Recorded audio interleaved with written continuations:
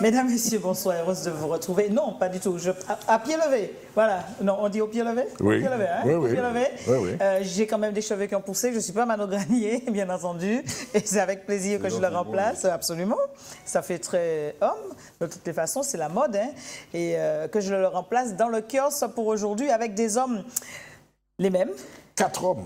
4 hommes pour moi toute seule, c'est magnifique. Michel Branchy, on commence par le plus âgé. Le vétéran. Sous la ceinture. Ah oui, non, mais ça ne me Non, gêne mais point. c'est... Oui, c'est une réalité. Oui, mais, et puis je préfère d'ailleurs. Mais j'aurais dit plus expérimenté. Voilà, mais c'est pourquoi que je préfère.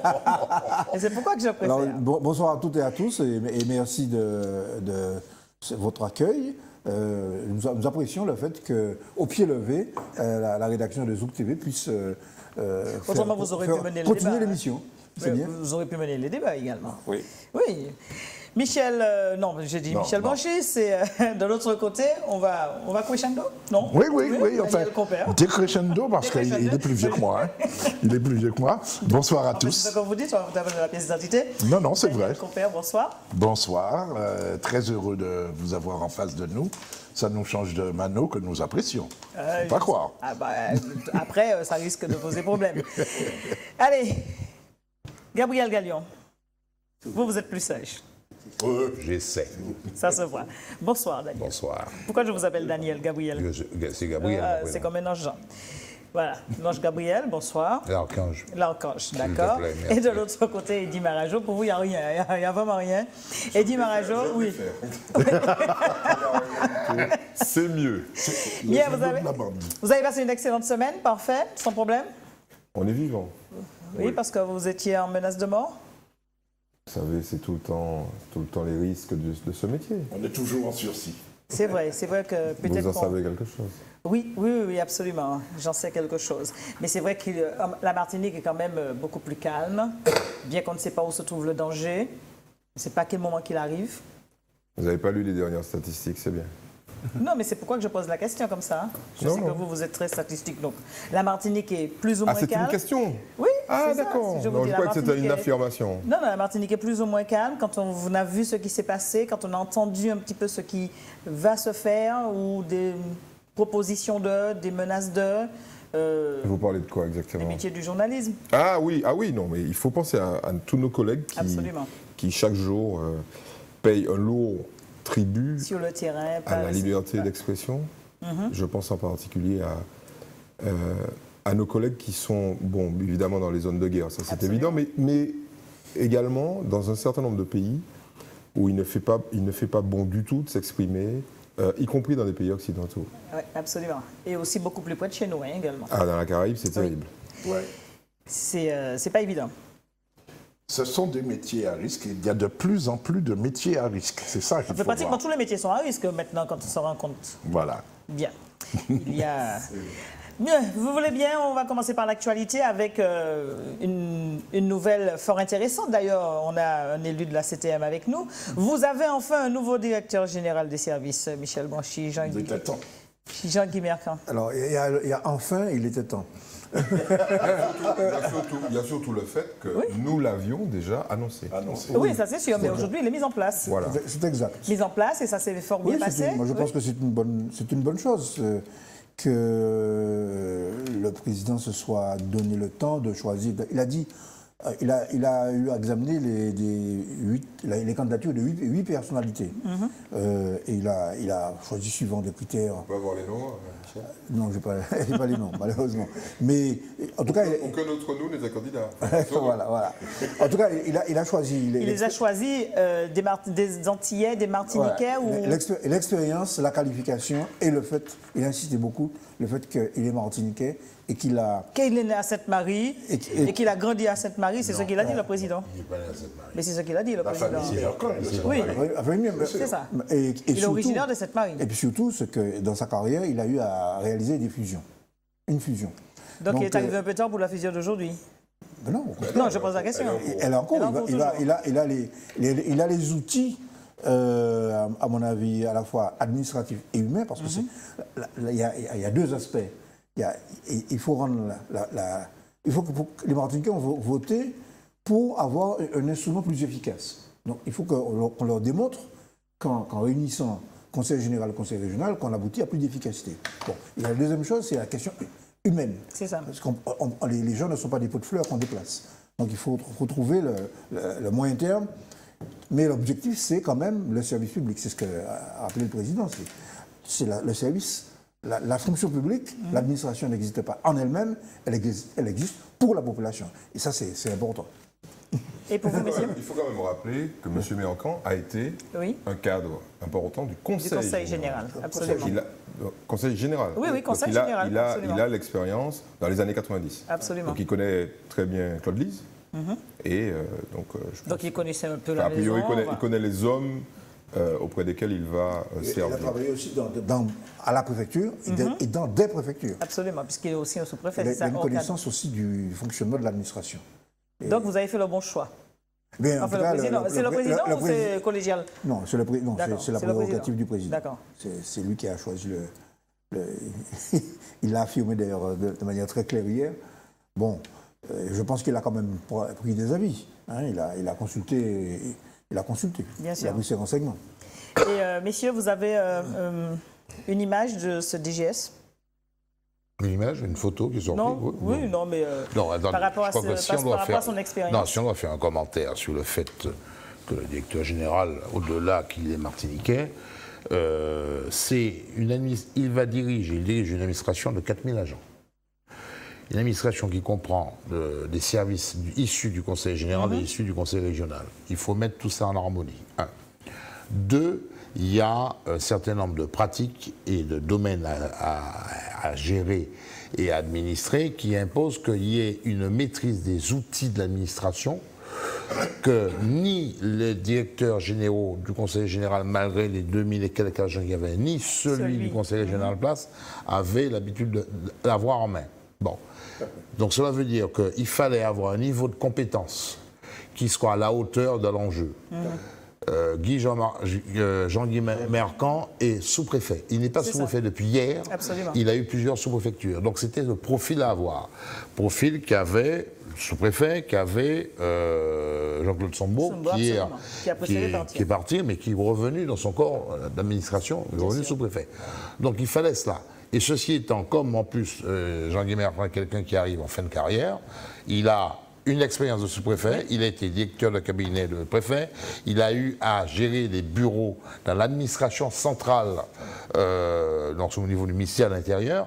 Donc il a quand même une expérience qui fait qu'il amène, de par ce profil, à pouvoir tenir les rênes d'une administration qui, elle, doit faire ses preuves.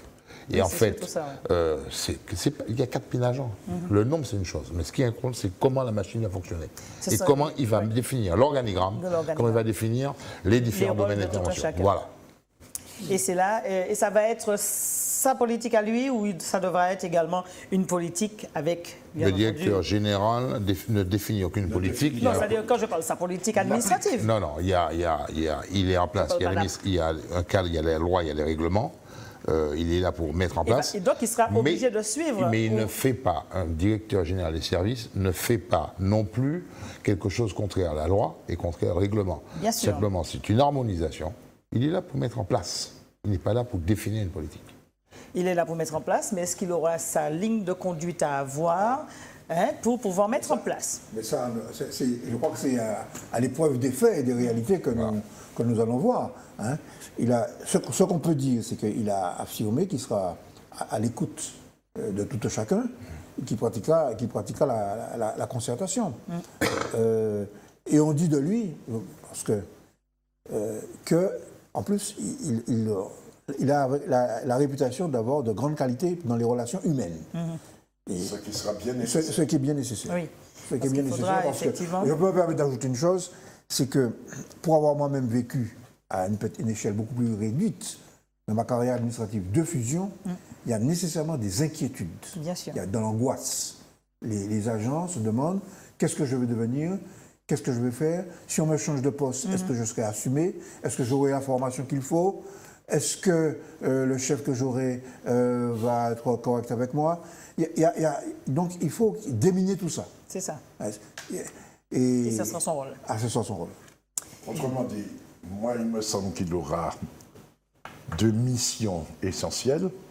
Je vais dire ça comme ça. Mettre de l'huile dans les rouages entre 2 administrations côte à côte, mais différentes. Ex-conseil général, ex-conseil régional. Employé d'un côté, personnel de l'autre, d'une part. Deuxièmement, il me semble qu'on n'en a pas parlé, mais je pense que ce n'est pas tout à fait terminé. La fusion, c'est le mot qui me vient, mais ce n'est pas celui que je cherchais, de tous les aspects numériques des 2 administrations qui avaient leur façon de fonctionner chacune, d'accord? Et là aussi, il faut... Et de faire un ensemble. Il faut faire un ensemble cohérent. Donc, recherche de qualité humaine, mais recherche de cohérence, surtout, me semble-t-il. Voilà, donc eh bien, écoutez, on lui souhaite Du courage. Et...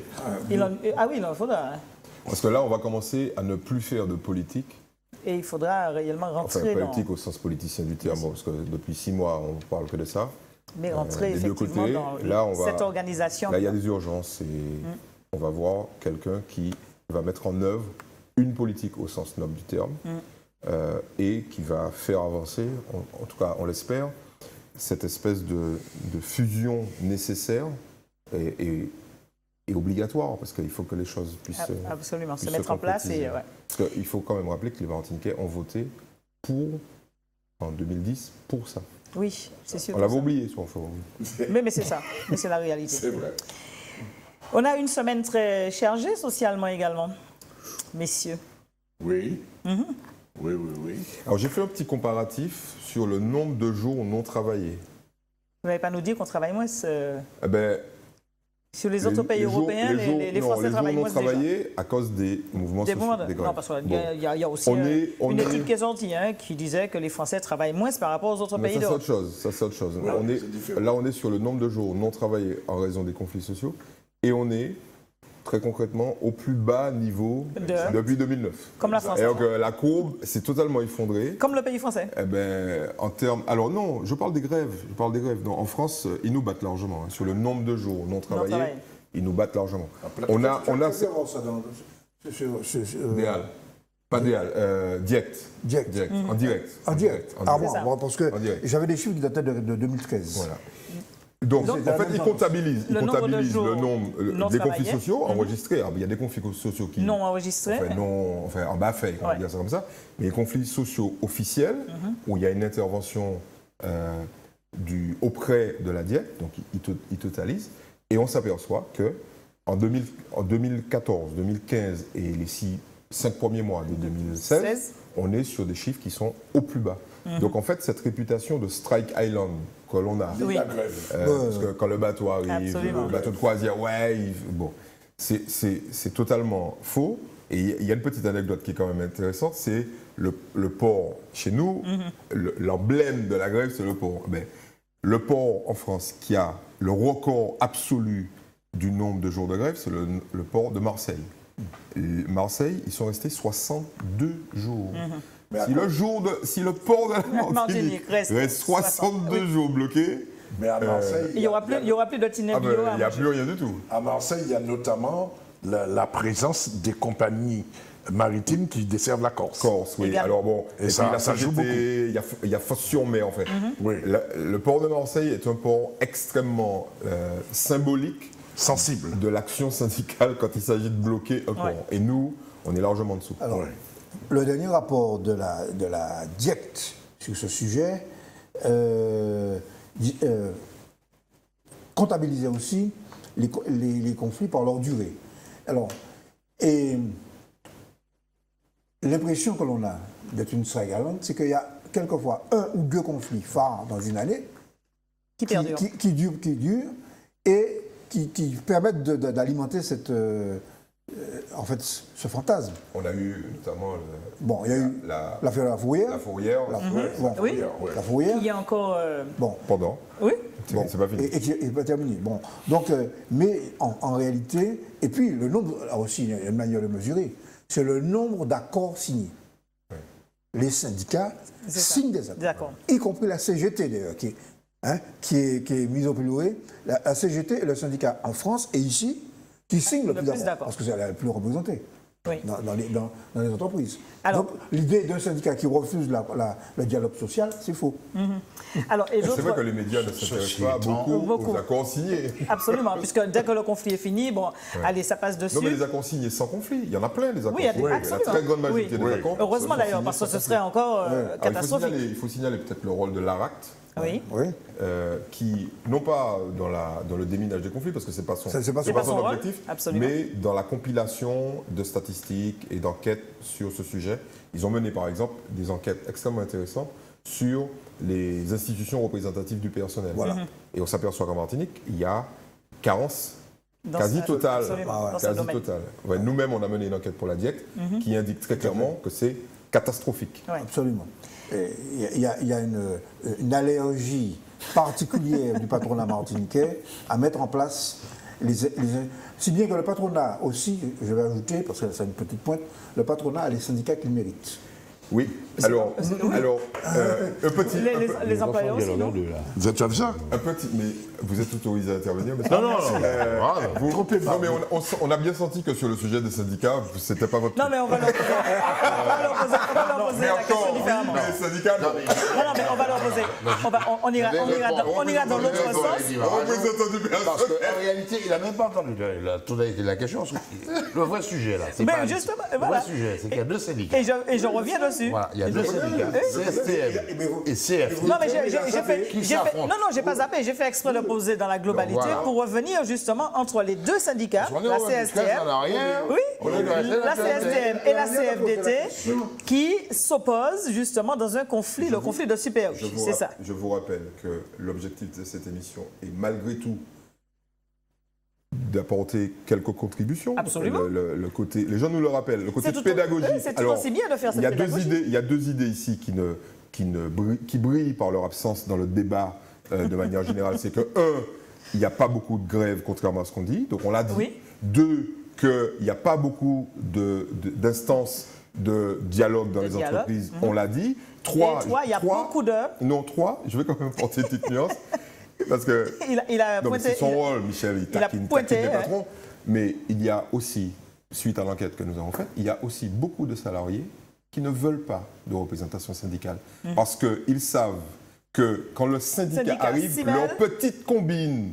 leur petite combine et avantages et privilèges à l'intérieur, au profit de certains et pas de tous, Risque de tomber. risque de tomber. Ne Et il faut disons le pas dire. combine, Et il disons faut... arrange. Non, combination. Bon, Donc il y a la combine entre la CSTM et la CD. Moi, j'ai jamais dit Non, je pose la question. Ah ben, Puisqu'ils s'opposent. Ils s'opposent. Donc, salariés, pas syndicats. non, Salariés.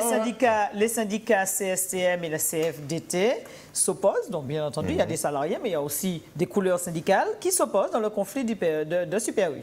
Oui, Donc, c'est vrai. Et l'un accuse l'autre D'avoir des combines. Carrément, non, presque carrément, Non, je pose des questions. On est sérieux là, pareil. presque carrément de sabotage. Oui, mais bon, certes, c'est classique. Bon, attends.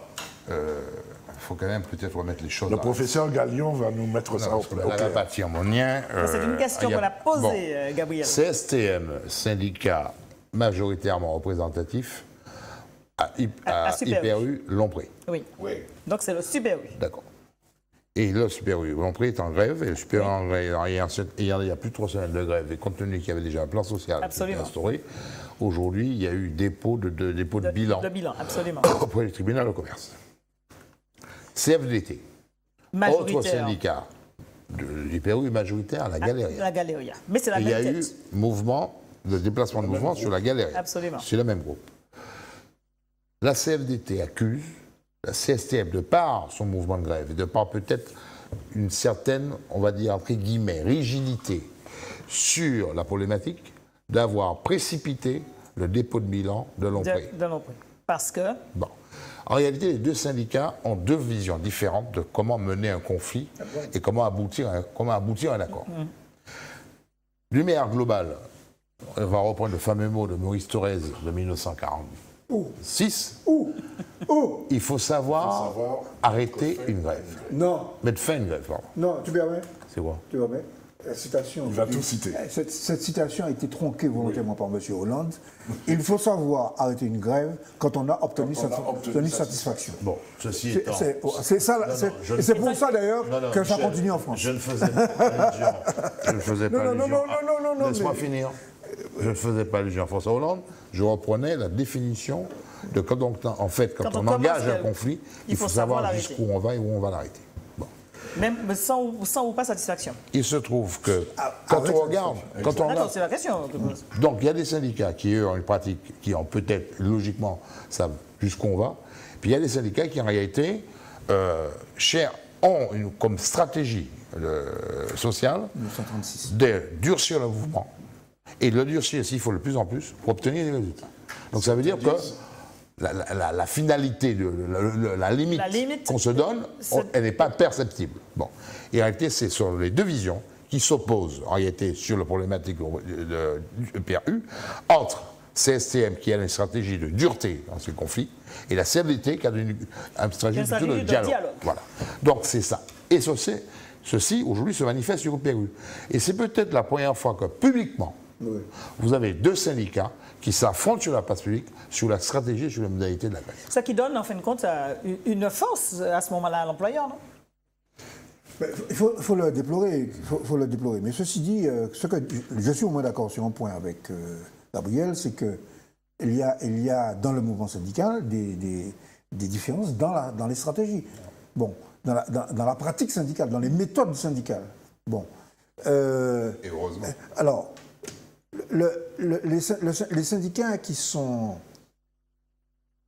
Il y a une troisième voie. Oula, tiens.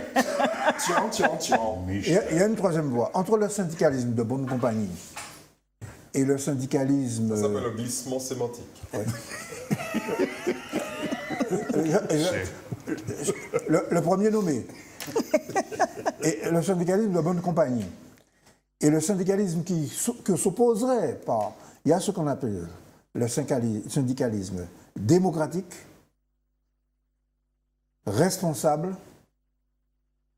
et qui pose les vraies revendications, c'est-à-dire qui consulte régulièrement les travailleurs au moment de la définition des revendications, de façon à ce que parce que quand les revendications sont mal posées, le conflit n'aboutit pas. Reglissement sémantique. Non, mais puisqu'on parle de méthode syndicale, je prends l'exemple. Si on fait une revendication salariale, et c'est pour ça que les lois Roux sont intervenues en 82, il faut communiquer au syndicat des éléments sur la situation de l'entreprise. Et ça permet d'ailleurs au syndicat de pouvoir savoir jusqu'où il peut aller dans les revendications. Donc à partir du moment où on est obligé de faire grève, pour simplement obtenir d'abord la tenue des NAO, puis ensuite, quand on a obtenu les NAO, la tenue des NAO, d'obtenir des documents qui permettent de négocier d'égal à égal, c'est là qu'on n'est plus dans le syndicalisme moderne, on est au 19e siècle. Et ici en Martinique, on est souvent au 19e siècle.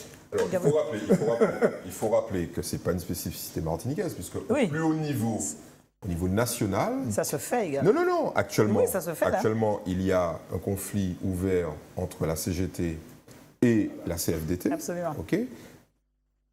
Un syndicat qui s'oppose radicalement au gouvernement et un syndicat dont on peut dire qu'il fait le service après-vente de la loi, pour être gentil, on va dire ça comme ça.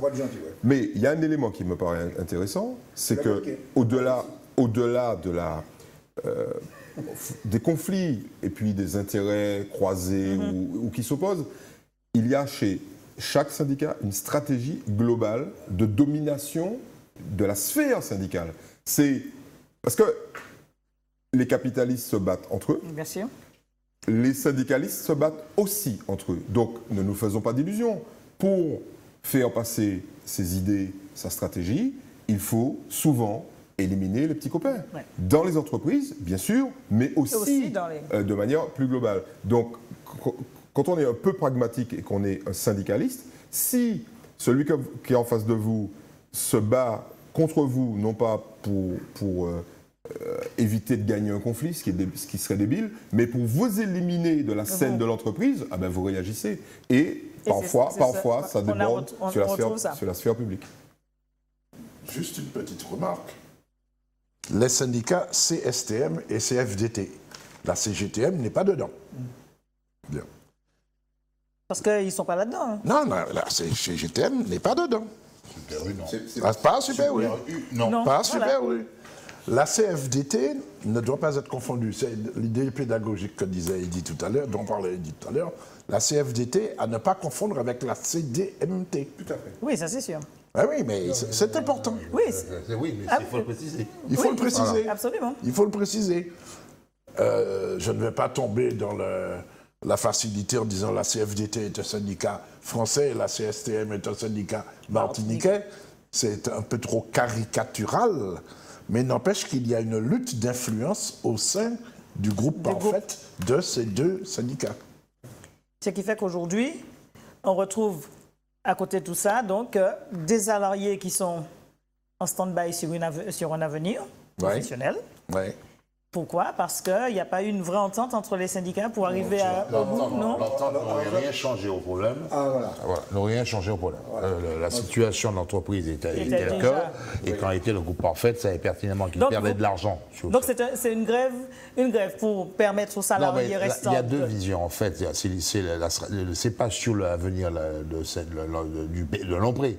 Le problème, c'est qu'il y a des salariés à recaser, il y a des postes à supprimer, et que comment on essaie d'obtenir le plus de garanties, le mieux disant par le patron. Donc c'est ou je durcis, ou je ne durcis pas, ou je dialogue. C'est tout. C'est ça la véritable problématique. Et l'opposition des syndicats dans les entreprises, l'IPU, je dirais IPU, c'est un épiphénomène. Pourquoi? Parce qu'en réalité, de par la loi, la loi avant celle qui va venir. Oui, qu'on va voir tout à l'heure. C'est pas gagné. Qu'on va voir tout à l'heure. Michel qui témoigne fini. Bon. C'est pas gagné. La loi existante qui donne l'obligation pour la représentativité des syndicats dans l'entreprise de passer par les élections du personnel. D'accord? Un syndicat ne rentre pas dans une entreprise s'il n'est pas représenté dans le corps électoral et électif de l'entreprise. Donc, résultat, les syndicats, pour pouvoir pénétrer dans l'entreprise, qu'est-ce qu'on fait? On essaie d'entrer d'une manière ou d'une autre. Ouais. Donc, d'avoir un groupe de façon à peser sur les élections pour exister. Donc, résultat, quand vous avez deux syndicats représentatifs dans l'entreprise, il est évident que votre impact auprès des salariés, c'est-à-dire je défends mieux, c'est moi qui défends mieux l'intérêt des salariés. Donc, c'est dans un affrontement, surtout quand vous avez des intérêts pareils. C'est clair. Donc, oui, c'est l'illustration. Ça va se passer partout. Dès que vous avez en plus des syndicats qui vont s'affronter, vous avez un collège unique. Représentatif du personnel, il n'y a pas de catégorie, c'est un collège unique, donc on va se mettre là-dessus. Mais quand vous avez un comité d'entreprise qui a différents collèges, vous pouvez avoir plusieurs syndicats, parce que chaque syndicat va défendre une catégorie. C'est complètement différent. Il y a un élément économique qu'il faut donner aussi, pour que les gens comprennent mieux.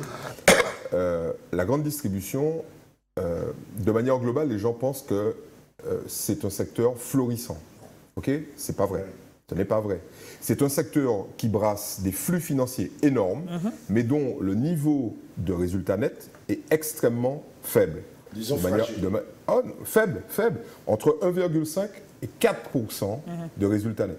C'est un des secteurs les plus fragiles, tu as raison, en raison même de la faiblesse du résultat net. Il y a des secteurs, par exemple, on prend la téléphonie mobile, on est sur 25 ou 30%. Ça n'a plus rien à voir. Donc, les conflits dans la distribution, les patrons de la grande distribution ont horreur de ça. Parce que si ça dure 10 jours, c'est déjà fini. Des pertes. Ouais. C'est-à-dire que le résultat net, il est foutu. De l'année. Oui. De l'année. Oui, puisqu'il y a des produits périssables. Les syndicats le savent.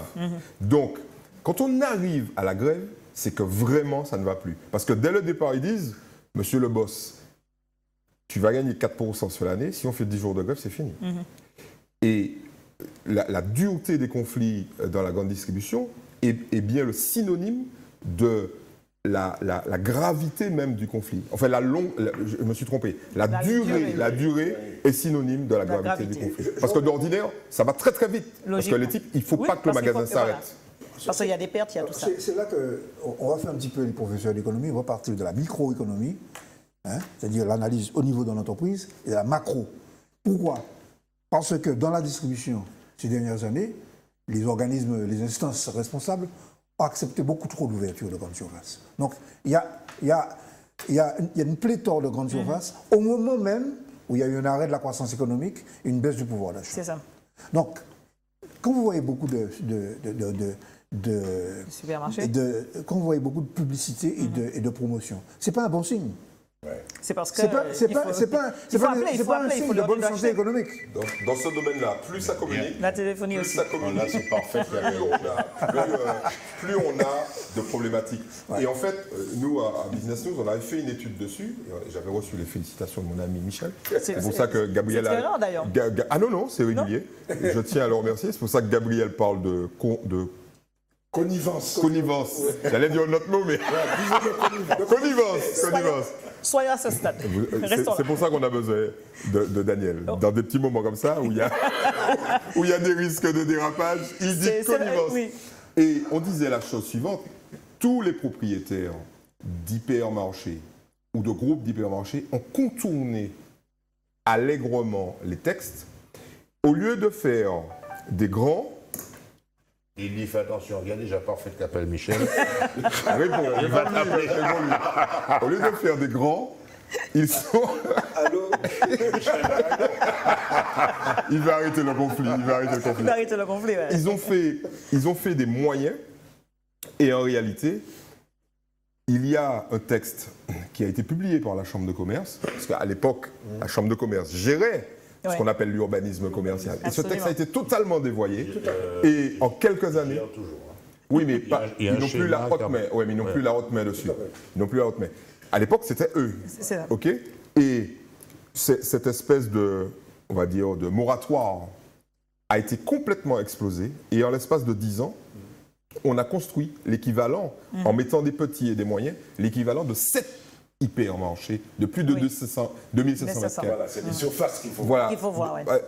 C'est ça la réalité. Or, Et puis concentré également sur une zone, puisque, ah oui, non. parce que quand on regarde le Non, Grand mais ils sont pas Nord... fous, hein. Ouais, mais- Ils sont pas fous. Ils vont pas aller. Le pouvoir d'achat, il est là. Hein. Oui, ça c'est sûr. mais La bon. population est là, et donc le pouvoir d'achat est là, et en plus, le Martiniquais pratique. Voilà. Les voies de circulation. Et puis le Martiniquais pratique ce qu'on appelle le nomadisme commercial. Ouais. Mais on n'est pas arrivé à la macro. Alors, la Macron. La Macron, Je te laissais les border comme en fait. L'appel l'a déconcentré. la Macron, c'est ce que je dis, c'est la baisse du taux de croissance. Depuis quelques années, Ouais. en Martinique, on est à moins de 1% de taux de croissance, même 0% certaines années, et surtout la baisse de la population. Oui. C'est-à-dire que les responsables de grandes surfaces ressentent déjà... Cette baisse, ouais. Bon, ce n'est plus une discussion abstraite portée par les gens de l'INSEE ou bien le démocrate martiniquais, l'excellent démocrate martiniquais Claude Valentin-Marie, qui a fait une conférence d'ailleurs la semaine dernière à Batelier, qui a rappelé que la Martinique est le pays qui vieillit le plus vite Absolument. de tous les DOM et pour lequel la baisse de la population est la plus rapide. Il faut quand même rappeler que cette conférence a été organisée par la mutuelle MGPA. On ne fait pas de pub, mais. Oui, mais c'était il faut du réalisme. quand même le. C'est Présidé par M. Laventure. Miguel Laventure. Voilà. Oui, vous Excellente faites la... initiative. Oui, oui, vous faites la publicité, c'est ça? Je crois que Ça change. Non, mais on vieillit. Non, mais ça change. Ça change effectivement Ça change des parce que organismes qui c'est font... un organisme qui prend l'initiative Ouais. de faire cette Et puis conférence. bien mieux placé, puisque c'est une mutuelle, donc qui Oui, voit qui effectivement va être cette... impacté directement par Oui, la baisse de la population. Absolument. Qui devra augmenter certainement quand on prendra les 100 ans, les cotisations peut-être. pour ça que bon, non, je vais faire une transition moi-même. Attention. Non, je vais aller sur les rabages. Comme ça vieillit, peut-être pour ça tu voulais nous L'autre faire parler de Tati, Tati. Tati revient. Non, c'est pourquoi quand c'est C'est moi, mais... Tati, c'est ça. Si vous voulez, attendez, on va simplement rester un petit peu sur cette grève parce qu'il y a la grève de la CSTM. Cette grève ou ces grèves? Non, c'est grève, D'accord. Super U. Parce qu'on a fini avec les Macron, là, on a expliqué. Et puis, Il y a une grève encore plus importante que ça. comment? Il y a une grève plus importante. Ah oui, celle que de ça. Didier. Merci beaucoup. Absolument, parce que là, Comment va-t-on faire? ça ne pétille plus, là. Hein. C'est clair. Parce que le Ouais. CRAS, il faut quand même Oui, parler oui. du CRAS. Ouais, parce que le Il y a CRAS des gens qui n'existe n'ont plus, plus là. de CRAS. Après leur homme, Ni, ils n'ont plus rien. ni les bulles non plus. Est-ce que vous avez remarqué que partout, on vous propose de la San Pellegrino? Non. Non. Ah non, Ah bon On non. trouve des marques inimaginable. Absolument. Absolument. De l'autopiante qui sort d'Auvergne, Oui. de l'autopiante qui va sortir du Parce qu'il manque, Puy-de-Dôme. il manque des bulles. On va Il manque des trouver bulles. toute espèce de choses. Les Oui. Européens sont là, ils sont arrivés. Mais il sont n'y a arrivés. pas ni de l'opinion. Il n'y a pas ni de l'opinion. Non, il n'y a pas ni de l'eau. Ils n'ont pas de bulles. Mais non, ça image bulle, il y en a de loi, il n'y a pas de l'opinion. Parce que nous, on a quand même, on avait, à Martinique, on a cette chance d'avoir. Quand on est assoiffé de bulles, on Je suis voit la première désolé. bulle venue. Je suis désolé. Nous avons une eau naturellement Naturelle, absolument. gageuse. Qui est donc celle nous de allons Didier, boire. absolument. Donc Garcin et puis Ranger Gozot. Oui. Moi, c'est soif. Parce que c'est vrai. Et puis en plus, c'est une eau Merci. purement naturelle. Donc, on sait de quoi on On parle. commence à avoir soif, messieurs. Alors arrangez-vous. C'est un appel. Si ce soir, à la on peut- signature de Oui, l'accord. de l'accord. Michel peut, vous pouvez, Oui, vous il pouvez peut aussi jouer, le rôle de médiateur. Et on parlait justement des médiateurs dans les conflits. Ils ont dit que très peu d'entreprises les appellent pour qu'ils viennent. D'ailleurs, on constate bien, à Didier, ils n'en veulent pas de médiateur. Ils préfèrent glisser sur les bulles.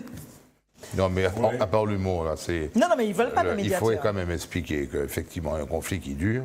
Et en général, bon, on a entendu parler du corps des médiateurs sociaux, mais les médiateurs sociaux n'interviennent sur le conflit que lorsqu'ils sont appelés à l'accord avec les deux parties. Absolument, absolument.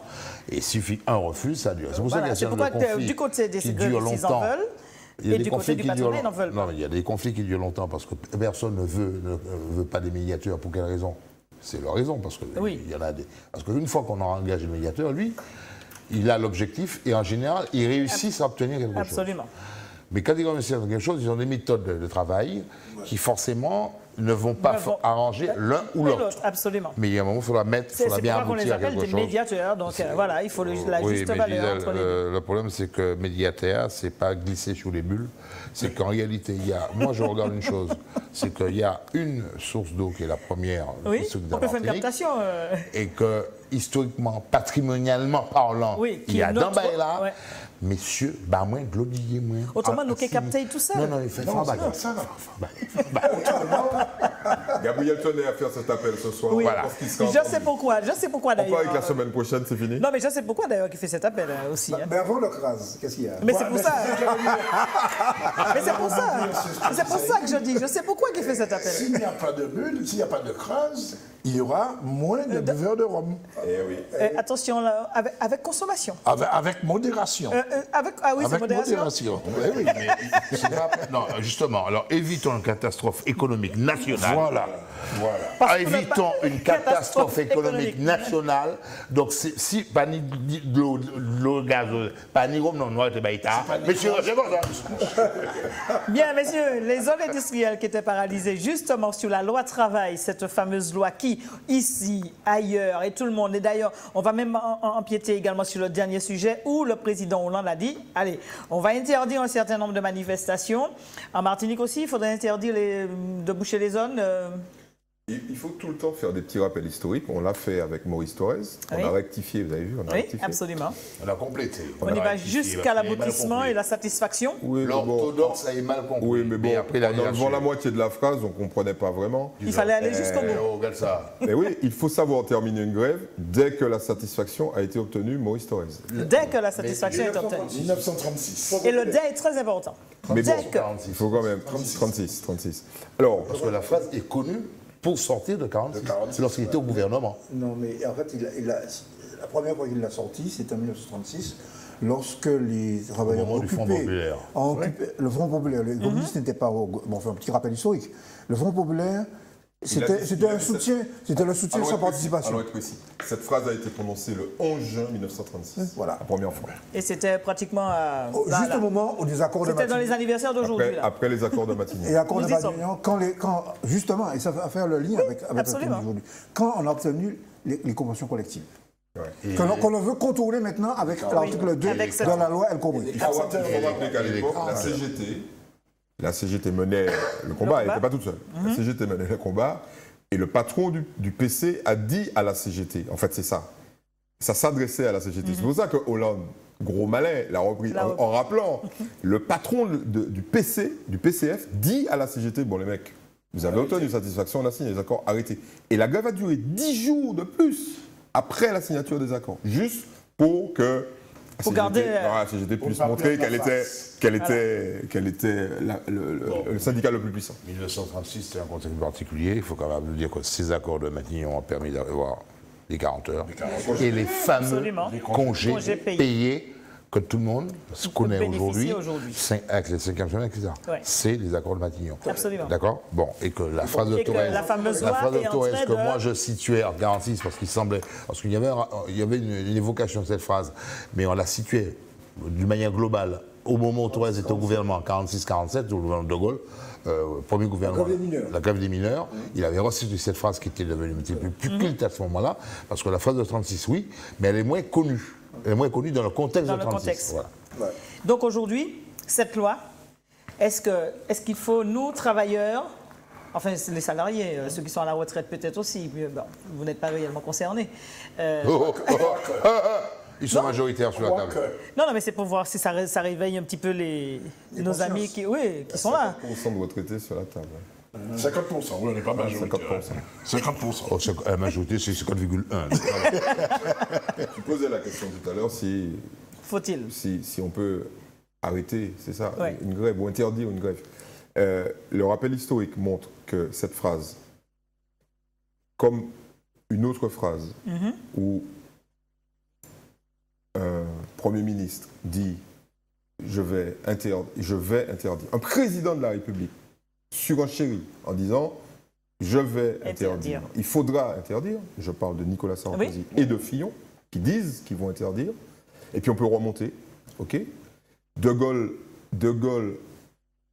évoque ça avec son Premier ministre au moment de mai 68. 68, ouais. Hein, il l'envisage, mais bon, ça ne s'est jamais produit. Parce que ça veut dire en clair. Et cette fois-ci aussi, avec toute cette histoire de... Bien sûr. Parce que les choses ont évolué du temps de Gaulle. Comment on a coupé la tête du roi en France? En interdisant les premières manifestations. Alors là, le meilleur moyen en France de foutre le feu, c'est d'interdire une manif. Donc ça sous-entend que Hollande est en train de se bouler en disant... C'est un manipulateur. On interdit avec toute cette violence, parce qu'en fait, ce n'est plus du tout le même contexte. C'est un manipulateur. Ce que nous retrouvons aujourd'hui et ce que nous avions en 1945. Non, je pose la question. Je vous attendais. Je vous attendais. Tu comprends qui dedans, Gabriel? Alors, non. C'est moi, il m'attendait moi. Alors, que les choses soient claires. Que les choses soient claires. La violence, ce ne sont pas les travailleurs. Non, mais j'ai pas dit que la violence c'est les travailleurs. Non. J'ai dit quand on a vu, ce qui se passe aujourd'hui. Parce qu'on peut prendre cette phrase dans les deux sens. Quand on regarde comment que les décharges de lacrymogènes arrivent sur les grévistes ou autres, on peut prendre aussi dans ce contexte-là. Donc c'est une question que je pose. Alors, tu préfères cette version-là? Je préfère cette version. Non, mais Gisèle, je vais me permettre de montrer ce glissement, c'est votre... Alors, je vais montrer cette photo. Ça, c'est énorme. Ça, c'est ça? Ça, c'est la manifestation de mardi. Oui. Ça, ce sont des travailleurs qui manifestent. Ce ne sont pas des voyous. Oui. OK? Les voyous, ils sont bien identifiés par la police, par le ministère de l'Intérieur. Et qui attendent qu'ils agissent. On sait très bien qui ils sont. Ils sont répertoriés. Et on les laisse agir. Ils sont à gauche. Juste pour casser le mouvement. Juste pour casser le mouvement, c'est ça? Et pour être plus précis, il y a même eu des échauffourées entre le service d'ordre de la CGT et ces voyous qui sont là pour casser le mouvement ouvrier. Et permettre de dévaloriser le mouvement. Il faut savoir où est-ce que va. De la même manière qu'il y a deux choses. On essaie d'utiliser l'euro, alors que les travailleurs aiment l'euro, comme tout le monde. Hein. On essaie de mettre en opposition l'euro et le mouvement social et les casseurs. Mais la réalité... L'euro parle du football. Oui, j'avais compris, pas de la monnaie. La réalité, c'est que les derniers sondages, 66% des ouvriers français sont contre la loi El Khomri. Oui. Malgré tout. Absolument. Et ils savent très bien qu'après le 24 juin, à la fin de l'euro c'est bien. Mais après le 24 juin, notre vie, et qu'on peut avoir une loi, un code du travail qui va durer 30 ans et qui va nous décaler. Oui, Daniel. Non, vous savez, j'interviens toujours très brièvement. Il est sage. Non, je ne relève pas un certain nombre d'assertions qui mériteraient pourtant d'être relevées. Oui, je sais. Il ne s'agit pas... Tais-toi, Gabriel. Il ne s'agit pas pour l'exécutif, comme c'est marqué, l'exécutif français, d'interdire les grèves, d'interdire les manifestations. Ce qui est tout à fait différent. Des prochaines manifestations contre la loi travail. Oui, non, mais... Oui, ça c'est sûr. Les manifestations. C'est pas une manif. Oui, Voilà. non, c'est pas une Voilà. manif. Une grève, c'est une grève. Une grève, ça concerne le nombre de gens qui ne travaillent pas, qui décident de ne pas travailler pour protester, Pour protester contre quelque chose. Qu'ils défilent ou pas. Qu'ils défilent ou pas. Car il y a des grèves où on ne défile pas dans les rues. Beaucoup de salariés. Absolument. Ben, beaucoup de salariés qui ne défilent pas. Et qui grèvent. Voilà. Ça ne les empêche pas de faire la grève. Donc il s'agit des manifestations. Et pourquoi? Parce que service d'ordre de la CGT ou pas service d'ordre, il y a de la casse. Mais quand il parle effectivement de ces manifestations, et il a bien précisé, si j'ai encore quelques souvenirs de ce qu'il a dit, qu'il va interdire si le service d'ordre du syndicat n'est pas opérationnel, donc les manifestations ne seront pas autorisées. Oui, c'est normal, il met la pression. Donc, interdire des manifestations de grévistes par rapport... Donc, c'est la même chose. Donc c'est la même chose. Non, il y a un élément qui est quand même... il faut quand même dire la vérité un tout petit peu, mais c'est pas Michel qui va le faire. C'est pas Michel qui va le faire. Et vous êtes Gabriel? Non, alors Gabriel ne va pas se risquer à ça. Qui ça? C'est mon rôle. Attends, laisse-moi finir ma phrase. C'est mon rôle. Chaque fois que les manifestations sont organisées par la CGT depuis quelques semaines, les préfectures propose à la CGT un parcours qui est sécurisable. Et de manière systématique, la CGT refuse de parcours en choisissant des parcours libres, en fait, moins encadrables. Pour quelle raison? La question a été posée à Martinez. Il dit la chose suivante. Il dit, pour que les gens aient la liberté de mouvement. Mais plus tu donnes de liberté au mouvement à des manifestants, moins tu assures leur sécurité. Tandis que si tu choisis des parcours, et Manuel Valls l'a dit, il a dit que c'était de la mauvaise foi, comment dirais-je, manifeste. Moi, je ne partage pas le point de vue de Manuel Valls. Par contre, il y a un certain nombre de gens à l'intérieur des mouvements et qui disent à la CGT, bon, au bout d'un moment, il va y avoir un problème. Il y aura un mort. Il y aura un mort un jour à cause de ça. Et ce jour-là, effectivement, on peut assister à un retournement de l'opinion.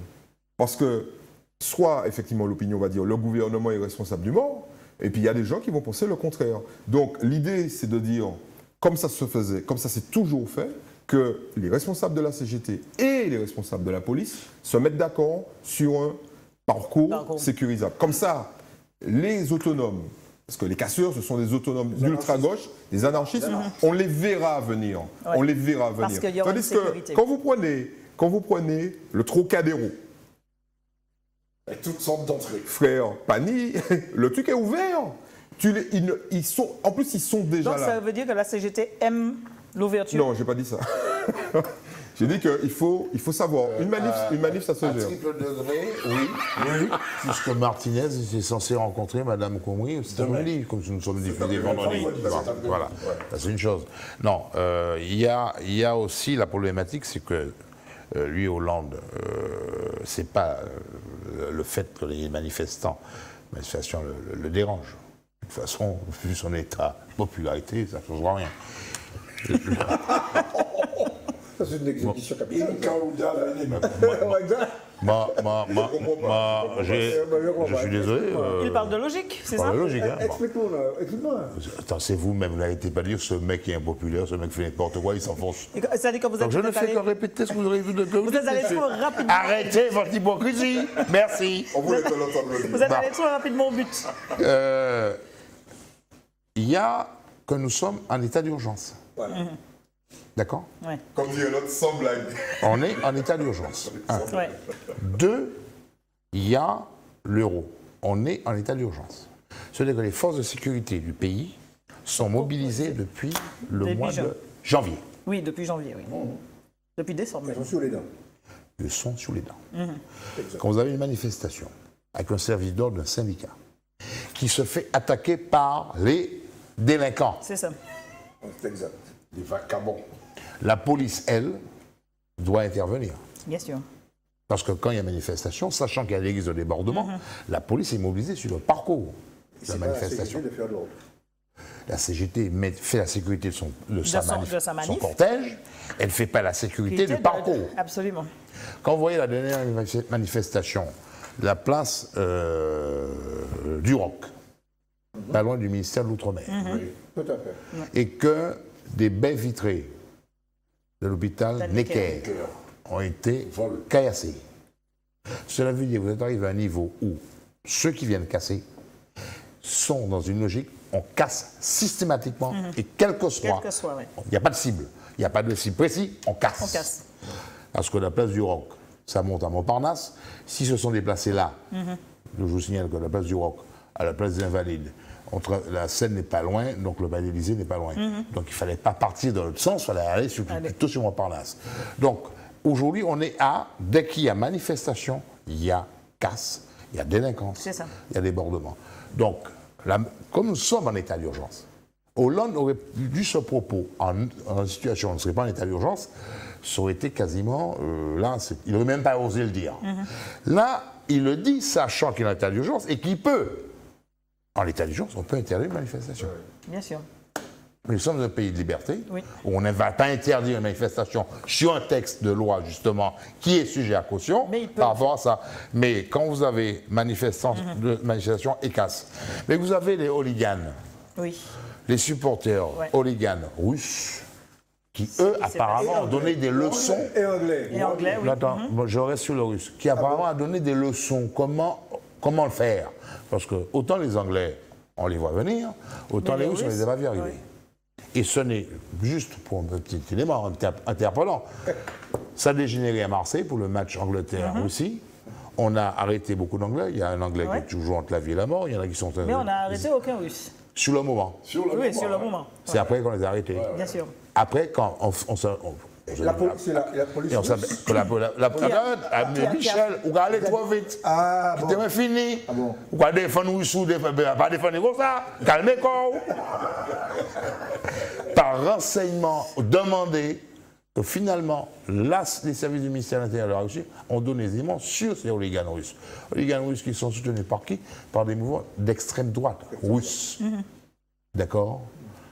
Donc, aujourd'hui, on est dans une situation où la sécurité est tendue. Donc, le président il bat la partie. Ceci étant, on est dans une situation en réalité, on peut s'interroger si pourquoi aujourd'hui, à chaque manifestation, il y a autant de casse dans le pays. C'est la question à se poser.